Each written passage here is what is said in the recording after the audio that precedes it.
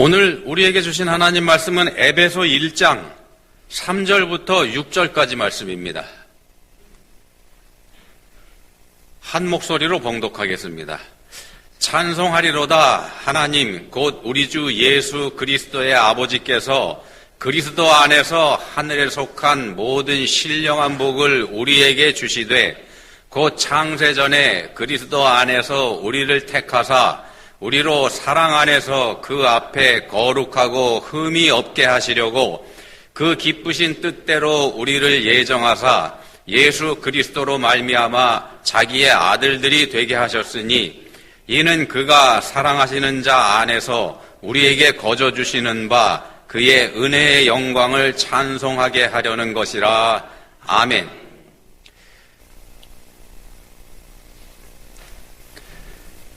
구약 성경의 다니엘서 5장에 보시면 신바벨로니아 제국의 마지막 왕인 벨사살 왕이 큰 잔치를 벌인 이야기가 거기 있죠. 당시에 바벨론 제국은 어마어마한 힘을 가진 위대한 제국이었더랬습니다. 감히 상대할 나라가 없는. 또 바벨론 제국의 도성, 그 수도는 그야말로 난공불락의 요새였더랬습니다.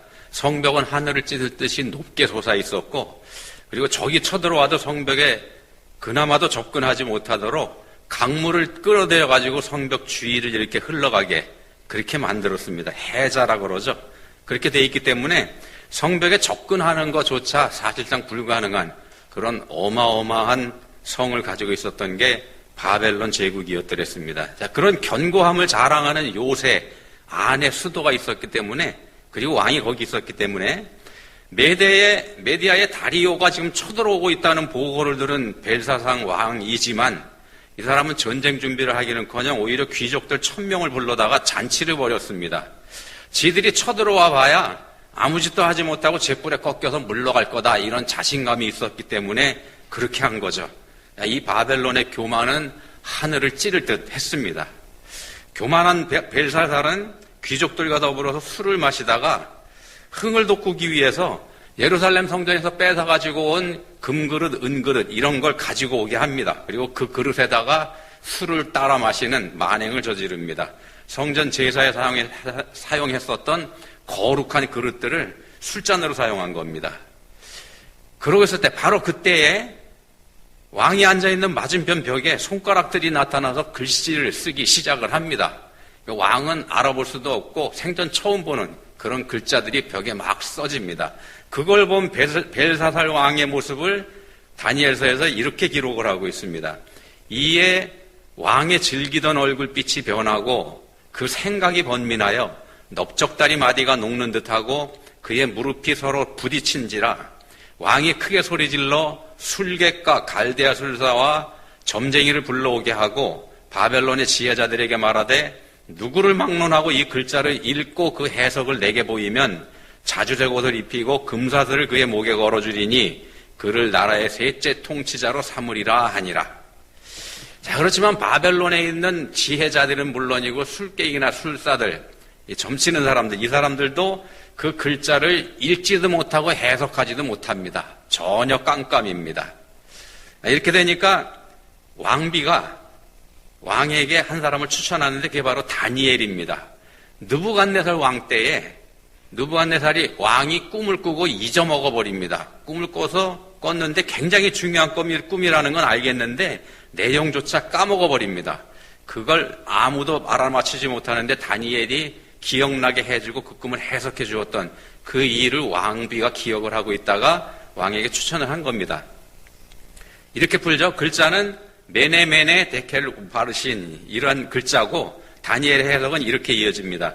그 글을 해석하건대 메네는 하나님이 이미 왕의 나라의 시대를 세워서 그것을 끝나게 하셨다 하며, 데겔은 왕을 저울에 달아보니 부족함이 보였다 하며, 베레스는 왕의 나라가 나뉘어서 메대와 바사 사람에게 준바되었다 함이니이다. 무슨 얘기냐면은 제국의 멸망을 선언한 겁니다. 그 어마어마한 제국의 멸망 선언입니다. 그리고 바로 그날 밤에 다리오의 공격에 의해서 바벨론 군대는 손 한 번 써보지 못하고 성은 함락돼 버립니다. 벨사살은 바로 그날 밤에 죽임을 당하고 바벨론 제국은 역사 속으로 사라져버리게 됩니다. 난공불락의 요새이었던 바벨론 성, 그 성으로 들어가는 물길이 다리오 왕에게 드러나 보였고 거기로 침투한 메디아와 페르시아 군대, 연합군에 의해서 성은 손 한 번 써보지 못하고 쉽게 함락이 되어버린 걸로 그렇게 역사 기록에 나와 있습니다. 자, 하나님이 손을 대시면 인간의 힘과 능력, 이건 아무것도 아니라는 걸 보여주는 장면입니다. 하나님의 거룩하심을 조롱한 벨사살과 바벨론은 역사 속에서 졸지에 사라져버리는 심판을 받게 됩니다. 이 벨사산이라는 이름의 뜻이 뭐냐면은 벨이 돌본다, 벨이여 돌보소서 이런 뜻인데 벨이 누구냐 하면은 이 바벨론 사람들이 섬기는 마르둑 신을 뜻합니다. 마르둑 신이 보호하신다 하는 나라가 이제 바벨론인데 그 바벨론은 하나님의 심판 앞에서 전혀 힘을 써보지도 못하고 사라져버린 겁니다. 이때에 꿈을 글자를 해석해준 다니엘은 바벨론의 포로로 끌려가 있던 사람입니다. 그래서 바벨론식의 이름 벨드사살이라고 하는 이름으로 바뀌어서 불리고 있던 그런 사람이었더랬죠. 벨사살이나 벨드사살이나 사실은 같은 걸로 이렇게 학자들이 해석을 합니다. 어떤 사람은 벨드사살, 다니엘의 이름인 벨드사살의 드가 영어에서 노예에 해당이 된다고 해서 벨이 돌보지 못한다, 벨이 보호하지 못한다 이렇게 해석을 하기도 합니다. 하나님이 일하시면 그 누구도 방해할 수 없다, 막을 수 없다 이런 뜻으로 해석을 하는 겁니다. 벨사살 왕은 대제국 바벨론의 왕이었고 벨드사살이라고 불린 다니엘은 붙잡혀온 포로에 불과했지만 벨사살은 하나님을 알지 못하는 어둠의 사람인 반면에 다니엘은 어둠 속에서도 하나님의 빛을 보는 그런 사람이었더랬습니다. 어둠의 사람 벨사살은 그날 밤에 멸망한 반면에 하나님의 빛을 보는 다니엘, 이 빛을 보는 이 다니엘은 믿음으로 사자굴에서도 살아나온 사람이지 않습니까? 그렇게 하나님의 빛을 보는 다니엘은 대제국 페르시아의 바벨론을 무너뜨린 페르시아의 총리 자리에 올라가게 됩니다. 포로가 된 것 때문에 자기 나라 유대에서보다 오히려 더 크게 쓰임받은 사람이 바로 다니엘입니다. 어둠에서 빛을 보는 사람이라 그러면은 그런 믿음의 사람이라 그러면 하나님께서 이렇게 만들어 가신다는 겁니다. 또 다른 얘기입니다. 두 번째 에피소드인데 출애굽기 15장에 보시면은 이스라엘 사람들이 찬양을 하는 그런 장면이 나옵니다. 이걸 일컬어서 모세의 찬양, 모세의 노래 이렇게도 제목을 붙여서 학자들이 부르는데 출애굽한 모세와 이스라엘 사람들이 함께 불렀던 노래인데 이렇게 시작하는 노래입니다. 내가 여호와를 찬송하리니 그는 높고 영화로우시며 말과 끝한 자를 바다에 던지셨음이로다. 여호와는 나의 힘이요 노래시며 나의 구원이시로다. 그는 나의 하나님이시니 내가 그를 찬송할 것이요 내 아버지의 하나님이시니 내가 그를 높이리로다. 이스라엘이 홍해바다를 막 건너온 직후에 이스라엘 사람들이 함께 불렀던 찬양입니다. 모세와 이스라엘 사람들이 홍해바다를 건넜다고 하는 거는요, 이제 애굽의 영향에서 완전히 벗어났다는 걸 뜻하고 애굽의 노예에서 해방된 게 확정이 됐다는 걸 그걸 뜻하는 겁니다. 그게 홍해바다를 건너온 것이 상징하는 바입니다. 이스라엘은 갈라진 홍해바다를 안전하게 건너왔습니다만 그 사람들을 추격해오던 애국 군대는 다시 합쳐져 버린 홍해바다에 다 수장이 돼버렸죠. 출애굽기 14장 30절에서 이렇게 말씀합니다. 그날에 여호와께서 이같이 이스라엘을 애국 사람의 손에서 구원하심에 이스라엘이 바닷가에서 애국 사람들이 죽어 있는 것을 보았더라. 이게 전멸한 애국 군대를 자기들 눈으로 직접 확인한 이스라엘 사람들이 자기들을 다시 붙잡아가지고 쫓아오던 군대잖아요. 이 사람들이 다 죽었다는 걸 이스라엘이 자기들 눈으로 직접 확인하고 그리고 하나님을 찬양하면서 부른 노래가 바로 출애굽기 15장에 나오는 모세의 노래입니다. 이제 그보다 앞에, 이 얘기보다 조금 앞에 홍해바다를 건너기 직전의 상황을 보면은요, 홍해바다 건너기 직전 그 상황이 출애굽기 14장에 기록이 되어 있는데 14장이 이렇게 시작을 합니다. 여호와께서 모세에게 말씀하여 이르시되 이스라엘 자손에게 명령하여 돌이켜 바다와 믹돌 사이에 비하이롯 앞 곧 바알스본 맞은편 바닷가에 장막을 치게 하라. 바로가 이스라엘 자손을 대하여 말하기를 그들이 그 땅에서 멀리 떠나 광야에 갇힌 바 되었다 하리라. 바로가 그렇게 얘기할 거라는 겁니다. 쟤네들이 광야에 갇혔다. 여기서 바다와 믹돌 사이 이런 말이 나오는데 여기다 진을 치다 말씀하시는데 믹돌이라고 하는 거는 지명이긴 합니다만 탑, 망대 이런 뜻을 가지고 있는 그런 단어입니다. 그래서 높은 장벽을 뜻하는 그런 단어입니다. 믹돌 사이라고 하면은 좌우에 높은 산이나 절벽이 가로막고 있는 그런 걸 뜻합니다. 그런 사이로 들어가면은 앞에는 바다가 가로막고 있습니다. 그러면은 사방이 다 막혀 있죠. 뒤에 들어간 쪽만 열려 있는 그런 상태입니다. 거기에 들어가서 진을 쳐라. 하나님께서 이런 말씀을 하시는 건데 이건 거기 들어가면은 사실상 도간에 든 쥐가 됩니다. 도망칠 수 없죠. 들어간 거기서 공격을 하게 되면은 이 사람들은 갈 데가 없습니다. 그래서 광야에 갇힌 바 되었다라고 바로가 생각을 할 거다는 말씀을 하나님께서 하신 겁니다. 이게 보면은 군사적으로 보면은 치명적인 실수입니다. 세상에 그렇게 작전을 하는 지휘관은 없습니다. 그건 부하를 다 죽이겠다는 생각이죠. 스스로 도간에 갇혀버린 게 되니까. 이 상황을 알게 된 이스라엘 사람들이 모세를 원망하게 되죠. 바로가 가까이 올 때에 이스라엘 자손이 눈을 들어본즉 애굽 사람들이 자기들 뒤에 있는지라 이스라엘 자손이 심히 두려워하여 여호와께 부르짖고 그들이 또 모세에게 이르되 애굽에 매장지가 없어서 당신이 우리를 이끌어내서 이 광야에서 죽게 하느냐 어찌하여 당신이 우리를 애굽에서 이끌어내어 우리에게 이같이 하느냐 이런 원망이 쏟아져 나옵니다. 그럴 수밖에 없는 상황입니다. 자, 이스라엘 사람들은 스스로 생각을 했습니다. 이제 끝났다. 망했다. 다 죽었다. 절망한 거죠. 세계 최강으로 꼽는 애국 군대가 지금 뒤에서 바짝 쫓아오고 있습니다. 그게 눈에 보입니다. 하지만 우리가 아는 것처럼 하나님께서는 일부러 이 사람들을 그리 들어가게 만들으셨죠. 하나님께서 일부러 만드신 그런 상황입니다. 이때에 하나님께서는 모세한테 명령을 하십니다. 이스라엘 자손에게 명령하여 앞으로 나아가게 하고 지팡이를 들고 손을 바다 위로 내밀어 그것이 갈라지게 하라. 황당한 명령을 하십니다. 그런데 모세가 이 명령에 순종을 합니다. 지팡이를 내밀으니까 정말로 바닷물이 갈라지고 그 갈라진 사이로 마른 땅이 드러납니다. 그리고 이스라엘 사람들은 좌우에 벽이 된 바닷물 사이를 걸어서 건너가게 됩니다. 앞이 뻥 뚫렸으니까는요. 그리고 이스라엘에서 추격해서 그 바다로 따라 들어온 애국 군대는 수장돼서 몰살을 당해버리고 모세의 노래는 그 놀라운 기적을 체험한 직후에 이스라엘 사람들이 부른 찬양입니다. 자기들을 쫓아 들어오던 애국 군대가 다 죽은 시체를 확인하고 나서 이스라엘이 애굽에서 나오지 않았더라면은요, 그냥 애굽에서 노예로 살고 있었더라면 이 홍해 바다의 기적은 체험할 수 없었을 겁니다.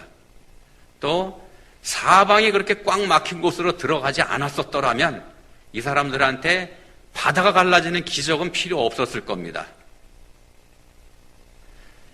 이 사람들이 이런 절망적인 상황에 빠졌던 것, 그리고 그런 절망 속에서 하나님의 놀랍고 위대한 기적을 체험할 수 있었던 건 이 사람들이 애굽에서 탈출했기 때문에 그런 상황이 벌어진 겁니다. 그냥 있었으면 이 중에 아무것도 겪지 않았습니다. 그냥 잠잠했겠죠. 애굽에서 나가라고 하신 하나님의 명령에 순종했을 때 이 사람들한테는 오히려 환란이 닥쳐온 겁니다. 애굽 군대가 쫓아오고 사방이 막혀서 이젠 다 죽었다 싶은 그런 환란이 닥쳐왔죠.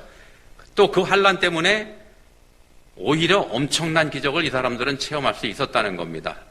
하나님 뜻에 순종하면, 하나님 뜻에 순종한다는 게 바로 이런 거이기도 합니다. 순종하면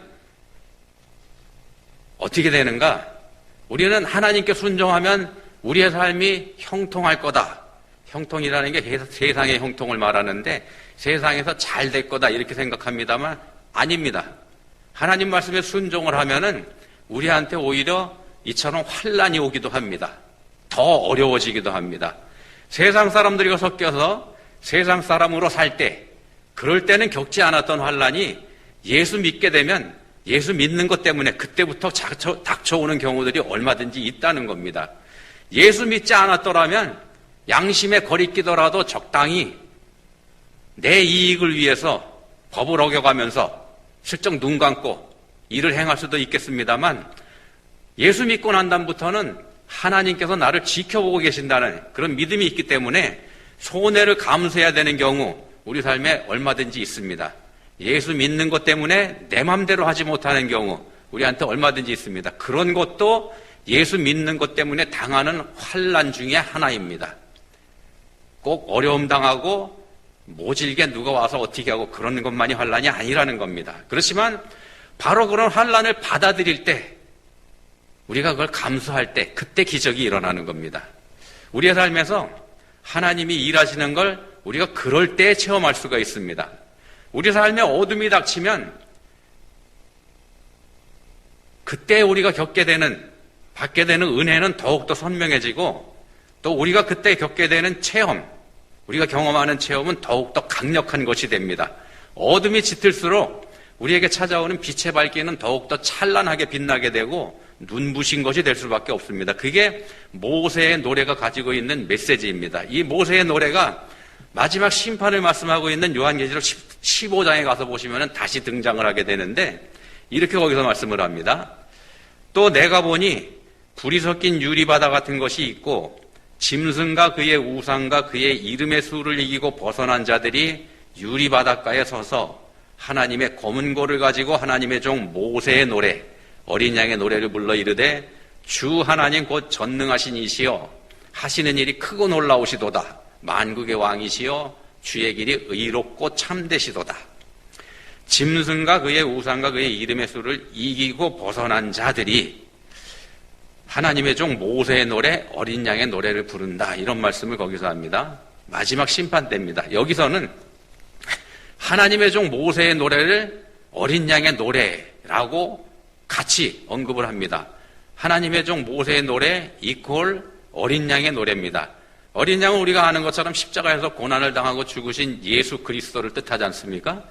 짐승과 그의 우상과 그의 이름의 수를 이기고 벗어난 자들 뭐냐 하면은 환난을 겪은 사람들이라는 겁니다. 이 세상에서 예수 믿는 것 때문에 환난을 겪은 사람들이 부를 수 있는 노래, 그런 노래가 하늘에 속한 모든 신령한 복, 모세의 노래이고 그런 복이고 그렇다는 겁니다. 환난과 고난을 알지 못하는 사람들은 하늘에 속한 모든 신령한 복, 이걸 경험할 수가 없습니다. 환난을 통과하고 은혜 입은 사람들이 누리는 복이 바로 하늘의 복입니다. 본문 3절에서 말씀합니다. 3절입니다. 찬송하리로다 하나님 곧 우리 주 예수 그리스도의 아버지께서 그리스도 안에서 하늘에 속한 모든 신령한 복을 우리에게 주시되 하늘에 속한 모든 신령한 복을 우리에게 주시되 자, 우리에게 주신 하늘에 속한 모든 신령한 복은 하나님 아버지께서 주시는 겁니다. 하나님께서 주시는 게 하늘에 속한 복입니다. 우리 주 예수 그리스도 곧 죽임을 당하신 어린 양 이걸 뜻하죠. 그 안에서 주시는 겁니다. 그리스도 안에서 우리에게 주시는 복이 하늘에 속한 신령한 복입니다.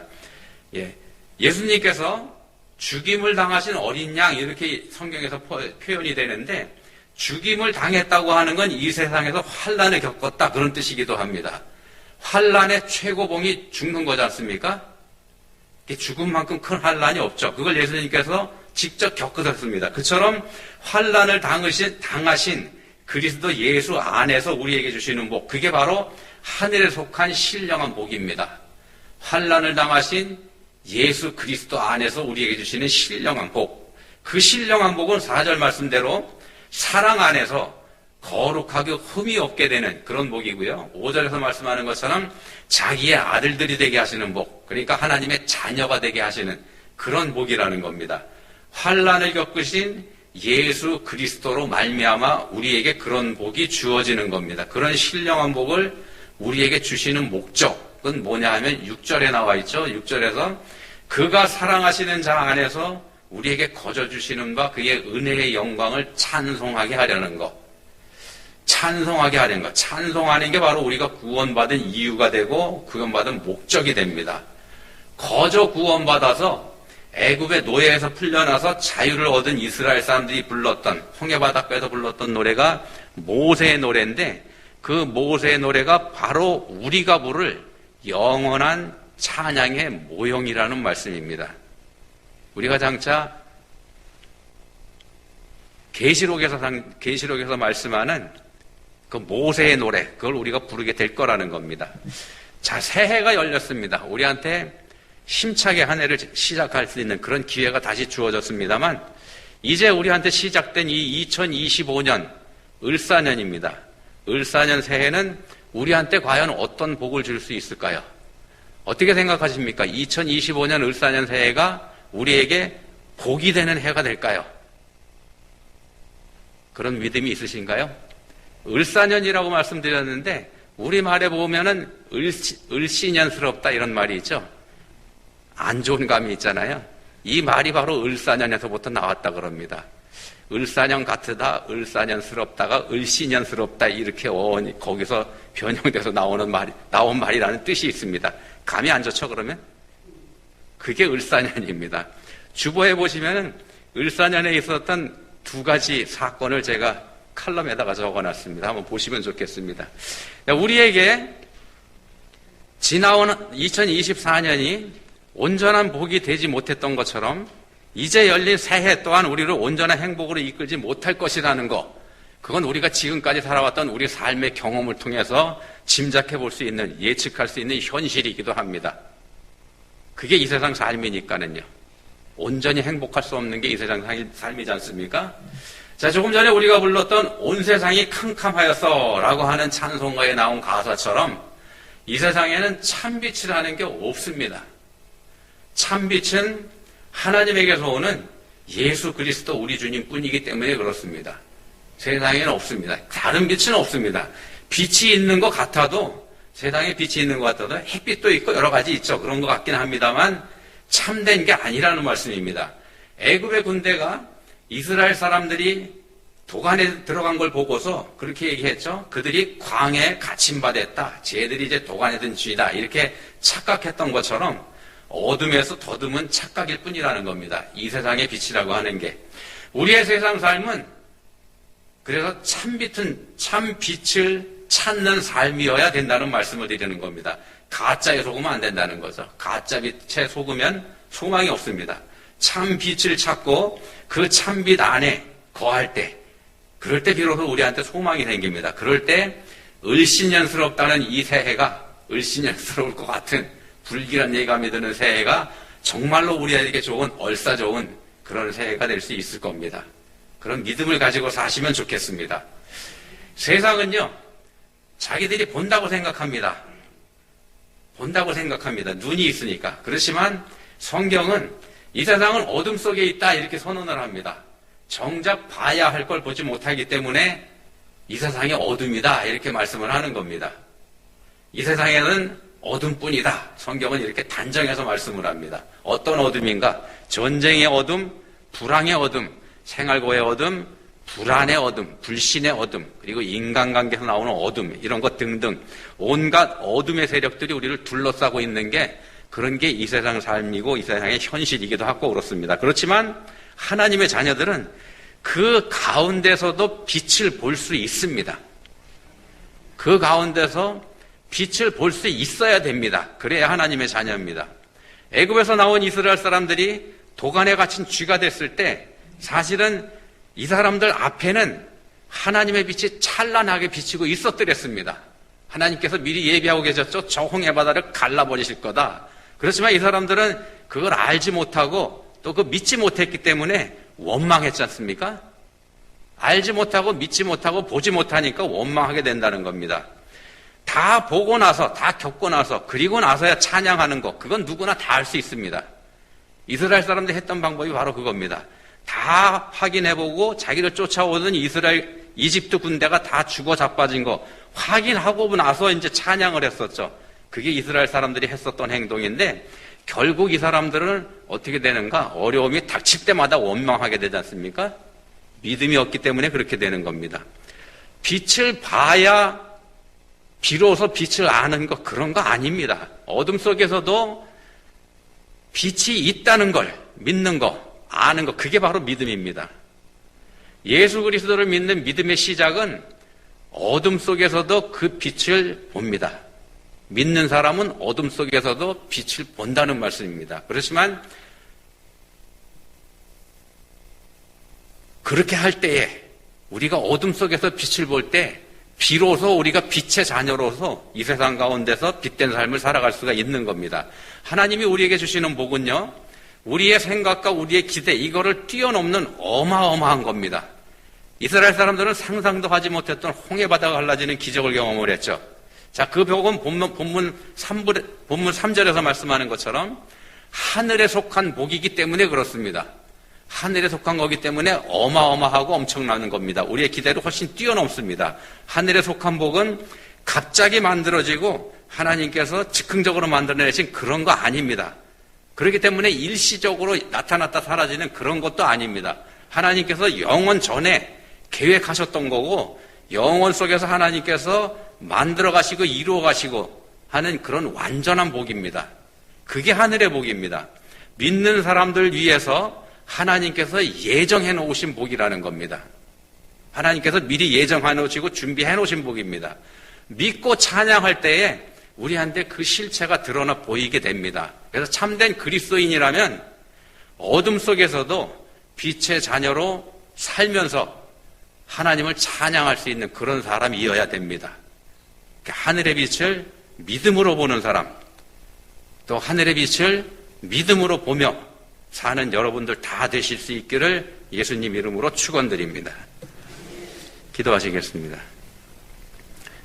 하나님 아버지, 저희는 세상의 눈으로 세상의 복을 바라보면서 살고 있습니다. 그렇게 살아왔습니다. 근데 하나님께서는 영원한 복, 하늘의 신령한 복으로 저희들한테 이미 넉넉하고 풍성하게 부어주셨다. 그걸 믿어라 말씀하셨습니다. 이제는 저희가 세상의 눈, 육신의 눈이 아니라 영의 눈, 하늘의 눈으로 그 신령한 복을 보게 해주시고 믿음으로 그걸 누리며 살게 해주시기 원합니다. 저희에게 그런 믿음 주시기 원합니다. 예수님 이름으로 기도합니다. 아멘.